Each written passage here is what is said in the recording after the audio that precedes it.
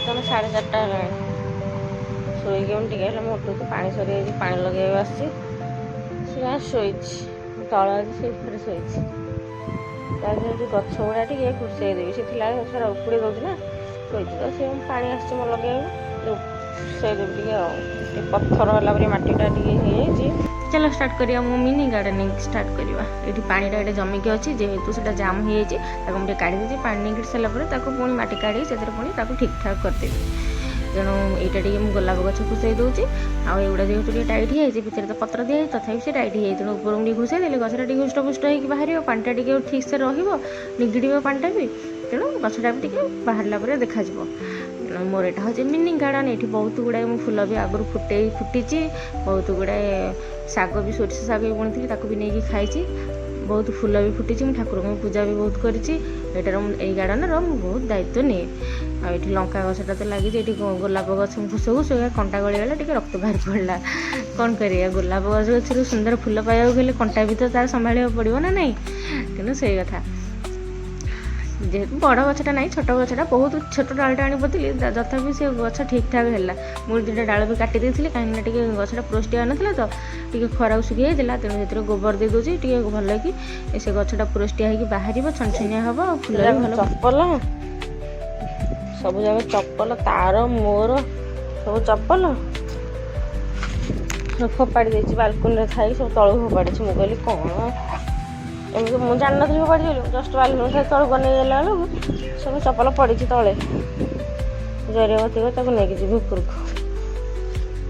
ତ ବ୍ୟାଟ୍ ଉପରେ ସବୁ ଫୋପାଡ଼ିଛି।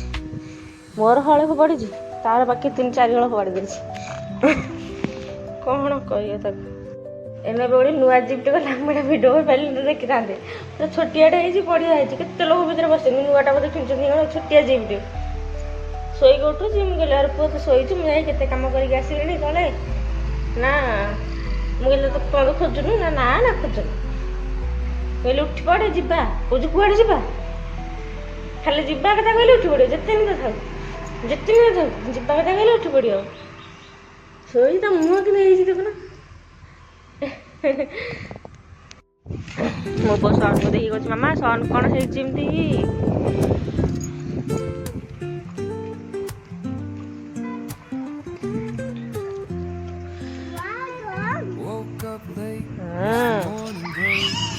ଛାତ ଉପରେ ବଢ଼ିଆ ପବନ ହେଉଛି, ଖିଲି ପବନ। ଘର ଭିତରେ ତ ଖାଲି ଜଳୁଛି ଆଉ ଗରମରେ। ଆଉ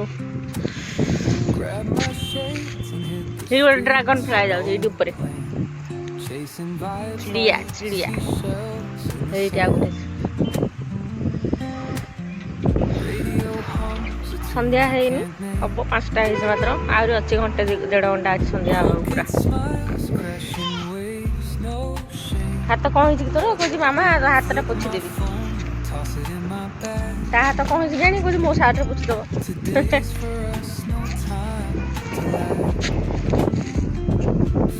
ସନ୍ କୁଆଡ଼େ ଗଲେ? ସନ୍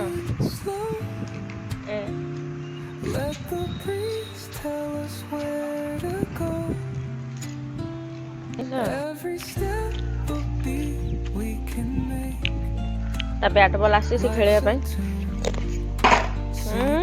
ଆଉ ଷ୍ଟ୍ରଙ୍ଗ ବ୍ୟାଟ୍ ନାହିଁ, ଆରଟା ସିନା ଷ୍ଟ୍ରଙ୍ଗ ହେଇଥାନ୍ତା। ହଁ ଏଇଠି ଆଣିଛୁ, ରଖିଥା।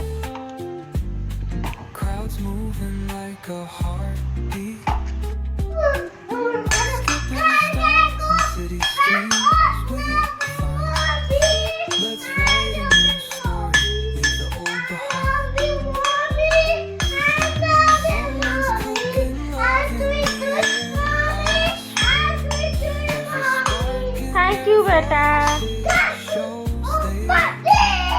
वाह हर हर महादेव।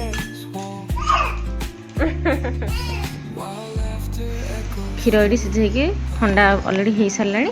ଏଠି ମୋର ପଖାଳ ଭାତ ଅଛି, ଶିବାଂଶ ତ ଅଲରେଡ଼ି ଖାଇସାରିଲାଣି ସକାଳ ଭାତଟା। ମୁଁ ଗୋଟେ ବାଇଗଣଟେ ଟମାଟୋ ପୋଡ଼ି ଦେଉଛି ଖାଇବା ପାଇଁ, ଡାଲମା ବି ଅଛି, ତା ସହିତ ମୁଁ ଖାଇଦେବି। ଆଜି ପାଇଁ ଏତିକି ବ୍ଲଗ୍। ଜୟ ଜଗନ୍ନାଥ ସାଙ୍ଗମାନେ, ପୁଣି ଦେଖା ହେବ ନେକ୍ସଟ।